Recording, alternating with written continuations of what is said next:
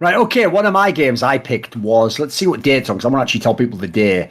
Okay, this one is tomorrow. Like, this is actually the game between Vitality and XL.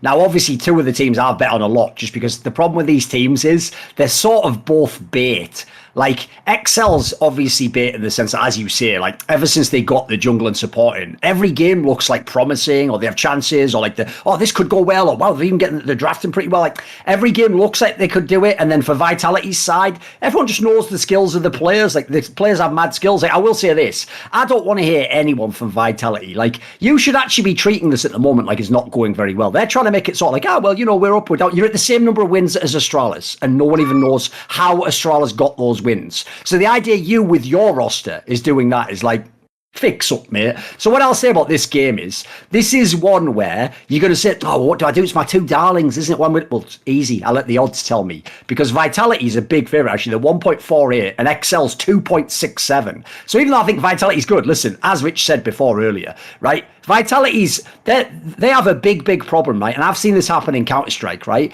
Normally, when you say a team is a front runner, you also, implied with that, mean they front run, and then when they front run, that's how they win. This team front runs and loses fucking games. So as a result, I'll tell you what, XL might have had all those games where it's like moral win, like, oh, we just looked good in a loss. Like, I'll tell you what, I'm taking XL to win this one. So I'll do it now, actually. I'll just go on to DJ Esports. So, Fawn, you're joining the XL hype train, huh? I'm gonna for this one, but by the way, I'll tell you straight up, I've lost a lot of XL bets the last week. So I don't. So I can say, by the way, this is why I had to pick them.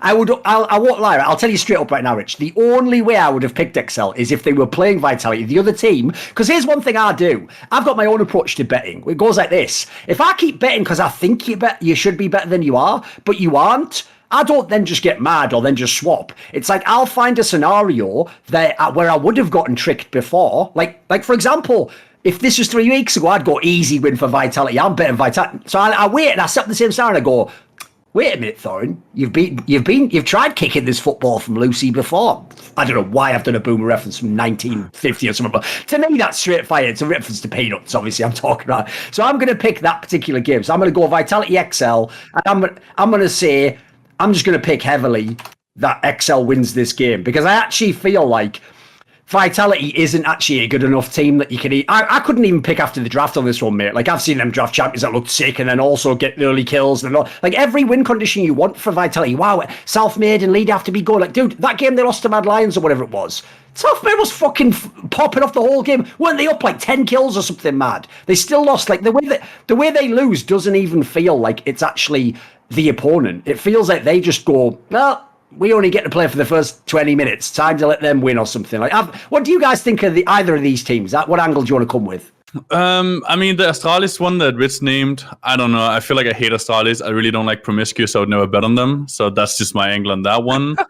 I think emotional betting is really terrible because it's going to skew your idea and you're not going to think straight. And I know I'm just going to bet on him losing every time, right? So I'm trying to stop myself from betting on that team. Okay. What about this Vitality XL? Do you have any thoughts, Itch? I think the thing is, I kind of agree with what you say about Vitality, but at the same time, XL can't close for shit either. Like, these guys have been, I think they've been up in every game they've played since the lineup change, and they haven't closed out any of them. So yeah, I think they have kind of similar weaknesses in that sense. I feel like XL, even given this, are kind of like more solid than Vitality, which sounds like weird to say, but Vitality are kind of, I want to say, like the worst, or close to the worst version of what they could have been, which is they were always going to be unpredictable and like explosive, but usually it's like, yeah, pockets of explosion, but ultimately they're falling short at the moment. What I would say is that I think SLT was a pretty horrendous top laner. I never really liked Sagenda either, but a good point actually that Veteran made to me the other day is that in SLT's last couple of games, they finally allowed him to counterpick. Like, basically, this guy had been blind picking top like every game, and then I feel like, or his interpretation was he thinks he must have pressured the coach or something. Like, maybe he thought he was going to get kicked or something. He said, please let me counterpick. I'll show you how good I am.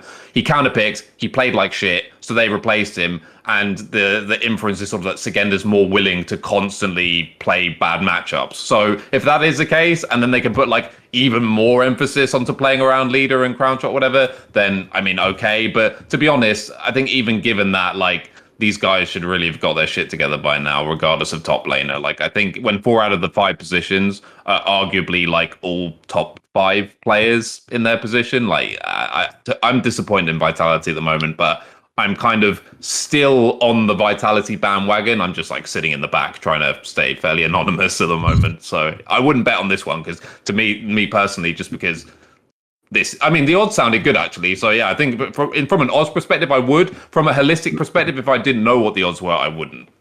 Here's the thing though, dude. Oh, sorry, go ahead, Wicked. Yeah, go on. So I think the odds are pretty good for the game, but this is a game where I would much rather live bet. I think the problem with Vitality is League of Legends right now, right, have balanced it into being focused on a team game, right?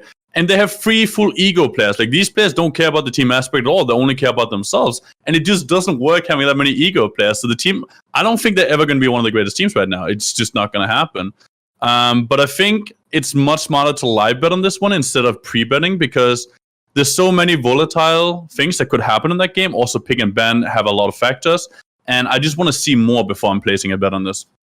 Yeah, I'll also say in general, because obviously I'm trying to learn and not just lose tons of money betting on Vitality. One of the other things I've noticed that is bizarre about them as a team, I mean, you can go and look, right? Remember, they've only won 5 games. Well, they've won a game against G2 and Mad Lions. So here's the mad thing. In line with what Rich was saying before, I actually feel like the only time Vitality wins is bizarrely when they are an underdog. And as a result, people think, well, look at the teams they're fucking losing. There's no way they're going to beat like G2. And then if they just get a couple of their champions, I think G2 probably thinks that as well. And then they just get like the right little break. The problem is like, basically, here's the problem. They can go to the well, they can take out the drink of water, but I don't trust them to walk all the way back without spilling all the fucking shit. And then when they get, at the end, last second, trip over a stone or something. So, yeah, this is definitely not a game where I'll ever build. So I'll take XL for that one. Want to see more cool, funny, interesting clips based on topics from my content? Well, subscribe to this channel then, or, be a pleb and don't.